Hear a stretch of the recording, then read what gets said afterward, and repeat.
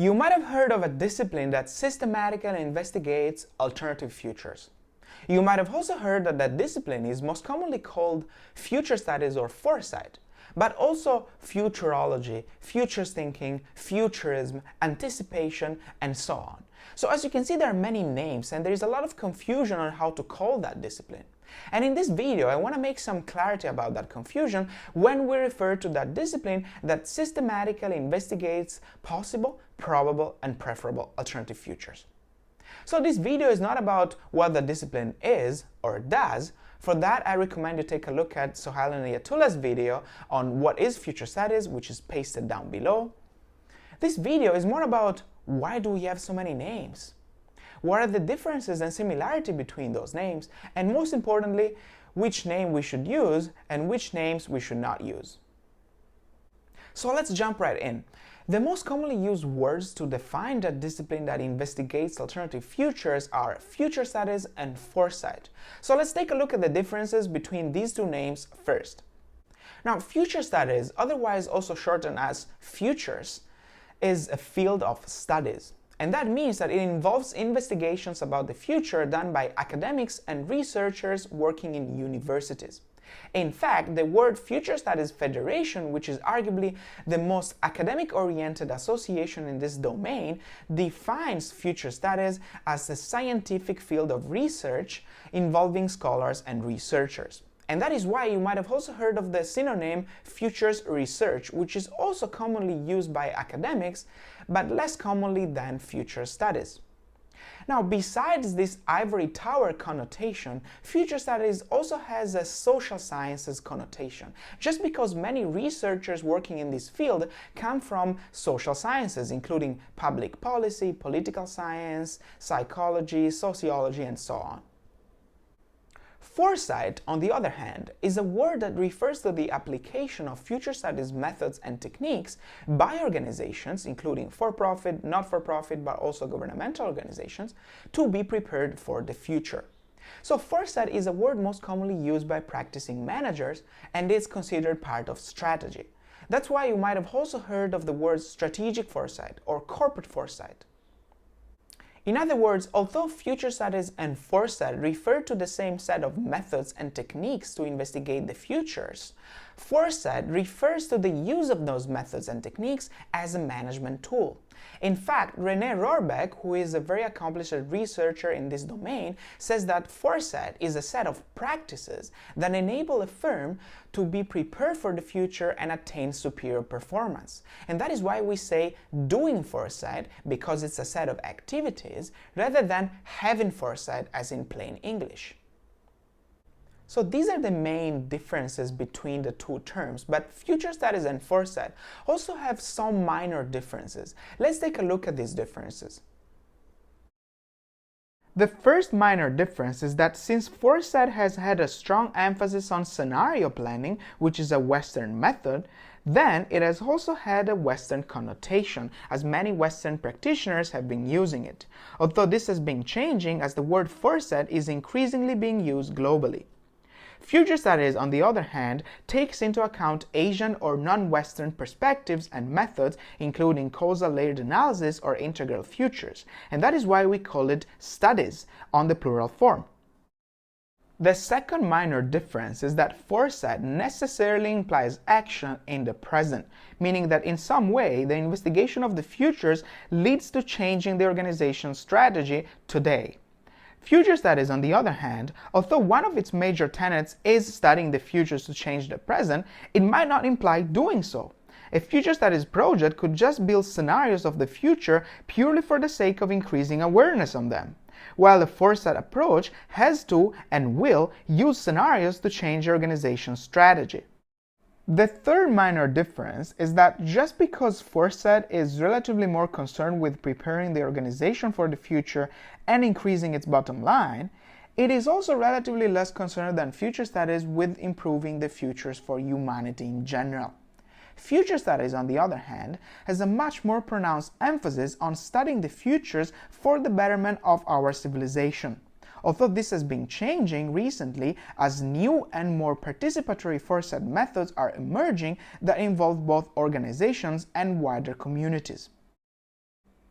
So as you can see, future studies and foresight are actually the same thing, applied in different contexts and with slightly different connotations and objectives. So we could potentially represent the two graphically as two largely overlapping circles, but not completely coinciding, something like this. And these two circles are getting closer and closer as the boundaries between future studies and foresight are starting to blur. In fact, there is an increasing number of academics who is doing foresight projects outside of their universities in organizations. The Western versus non-Western connotation that once distinguished future studies and foresight is starting to blur, and we're seeing an increasing number of participatory foresight methods making foresight, not just future studies, equally interested with the futures of humanity in general, not just with the futures of organizations. So, given this trend, my suggestion is that when we refer to the discipline that investigates alternative futures, we use the words futures and foresight, rather than either future studies or foresight. So according to your profession, you can say that you are a futures and foresight scholar or researcher, a futures and foresight practitioner, or that you're working on a futures and foresight project. But what if you still want to use future studies or foresight just because you simply like either of the two? Well, that's okay, but if you're in academia, it's probably more correct to say future studies rather than foresight. And if you are in practice, it's probably more correct to say foresight rather than future studies. It follows that it is probably better to say future studies scholar or researcher rather than foresight scholar or researcher, and that it is probably better to say foresight practitioner rather than future studies practitioner. But these guidelines are not watertight because you might just as well be studying foresight in organizations, and that will make you a foresight researcher. And it is probably okay to say both future studies methods and tools as well as foresight methods and tools. So now that we know what is the difference between future studies and foresight, let's take a look at other commonly used terms which sometimes are unfortunately also misused. Now, since there is a lot of them, I'm going to examine them one by one. The first is futurism. Futurism refers to a wide variety of approaches to explore the future, which include speculations and predictions.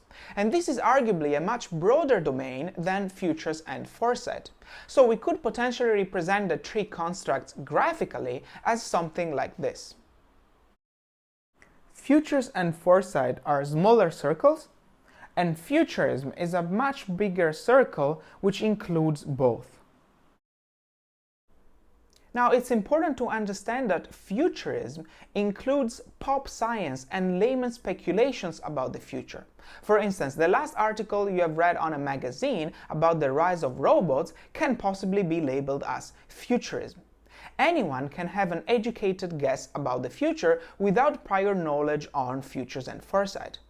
But futures and foresight, on the other hand, is a very different thing. It's a systematic exploration of alternative futures. It requires some sort of methodology, it requires some sort of training, it requires knowledge on how to use that methodology, and some sort of rigor. So as you can see, futures and foresight and futurism are two very different things. And I believe we should not use the word futurism to refer to the discipline of futures and foresight.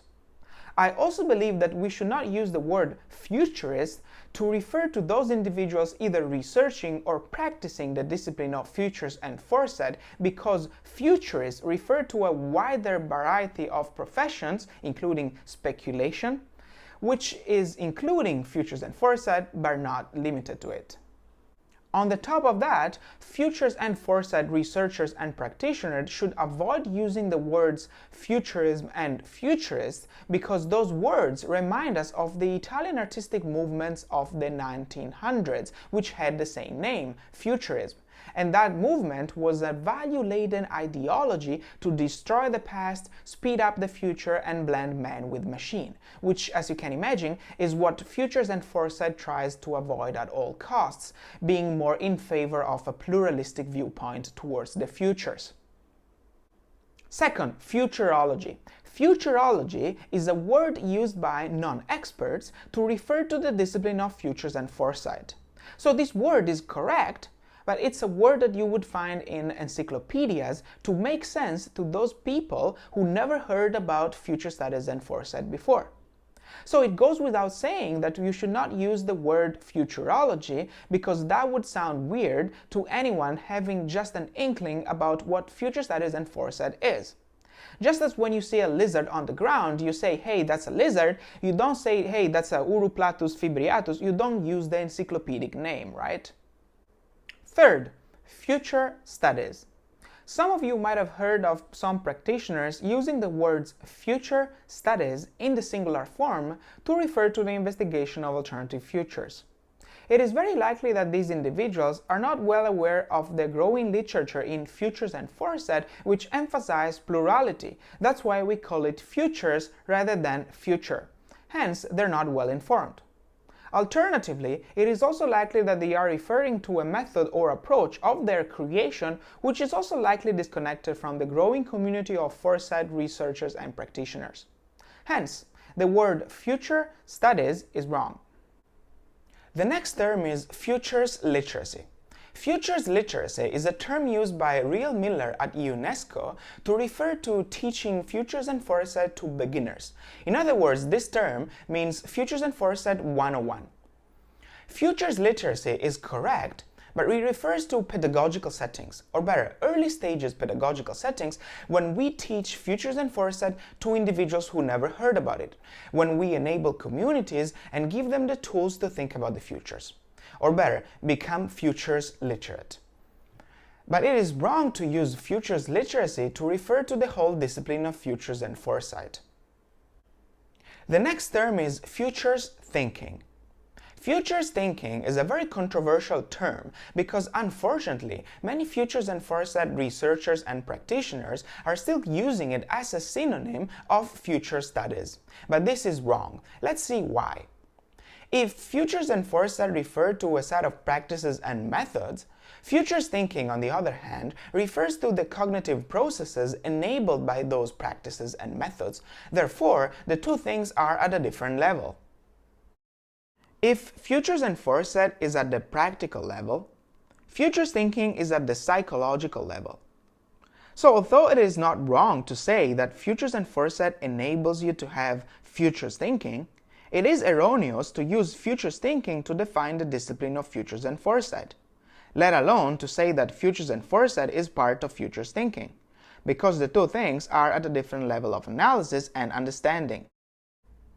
Now, there is a lot of confusion about this because, unfortunately, many futures and foresight practitioners are still using the word futures thinking to market themselves because futures thinking is undeniably a very cool term. For instance, the Institute for the Future has a very nice series of courses on Coursera which is called Futures Thinking, which includes imagination techniques to think about the futures, which most of foresight practitioners never heard about, along with mainstream established foresight methodologies. Now, this is a perfect example because although the quality of this course is high, it is actually fueling the confusion on which names we should use or not use to refer to the discipline of futures and foresight. So futures thinking is wrong. The next term is forecasting. Forecasting refers to short-term predictions, which is very different from what futures and foresight does. Let's see why. First, forecasting usually involves quantitative extrapolation methods, while futures and foresight is by and large a qualitative approach. Secondly, forecasting involves predictions, which futures and foresight tries to avoid in favor of alternatives. Third, forecasting involves prediction of single elements into the future, while futures and foresight looks at a variety of elements to build comprehensive scenarios. And lastly, forecasting looks at the short-term future, which is 1 to 5 years ahead into the future, while futures and foresight investigates the long-term futures. Therefore, it is also wrong to use forecasting to refer to that discipline that systematically investigates alternative futures. And finally, there is a bunch of other words, including anticipation, perspective thinking, futuristics, and many others, which are usually used by single practitioners or small groups of practitioners to refer to their own approach, and certainly do not speak for the larger and growing community of futures and Foresight researchers and practitioners. So I would also recommend not using those words. So I really hope that this video made some clarity on the confusion we have around which name we should use and which names we should not use when we refer to the discipline that systematically investigates alternative futures. I have pasted all of the reference I mentioned down below. If you like this video, I would super appreciate you give it a thumbs up, and if you want more of this content, let me know in the comments down below.